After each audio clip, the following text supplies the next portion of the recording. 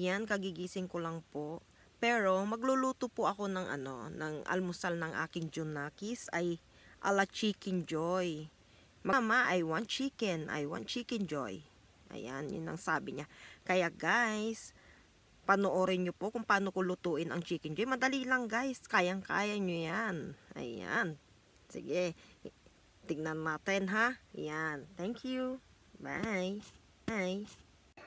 Guys, ito po nagmarinate po ako ng chicken. Nilagyan ko po siya ng ng patis, paminta, saka garlic powder, tapos oregano leaves. Ayan. Yan lang po ang nilagay ko diyan. Para sa Chicken Joy naman 'yan. Tapos ito naman ay harina.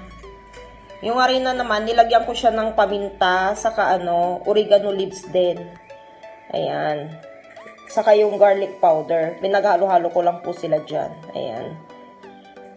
Ayan po, kukuha po tayo ng minarinate natin na chicken. Isawsaw lang po natin. Ayan. Isawsaw lang po natin siya dyan. Ayan.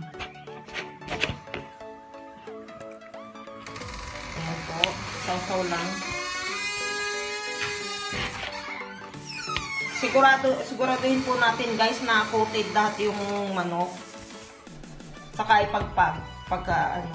pagka before iprito. Ganun lang po guys, kadali. Ayan guys, iprito lang po natin siya ng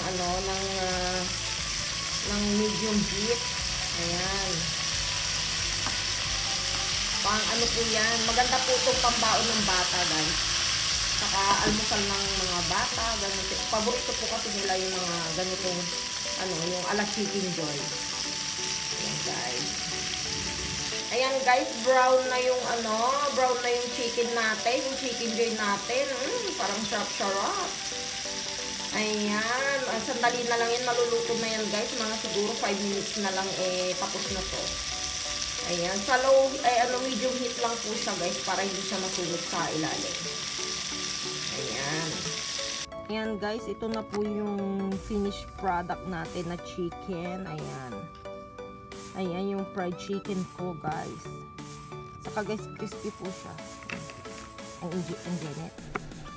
Ayan.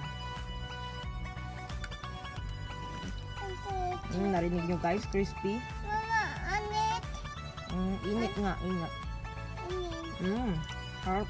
Mama, say the chicken. Yeah, masarap po yung pambaon ng mga bata guys. Chicken. Mama, chicken. Ayan. Chicken. Ayan guys, ready na po yung yung almusal ng aking Junakis. Ito po yung niluto natin kanina na Chicken Joy niya. Saka kamatis. Ayan. Fresh po yung kamatis, saka may mansana siya. Meron din po siyang tinapay. Ito pong tinapay, ginawa ko lang po to. Binake ko lang po. Pagka ipapakita ko po sa inyo kung paano po gawin tong niya, tinapay niya. Ayan po guys, ready ng pagkain ng anak ko. Ayan.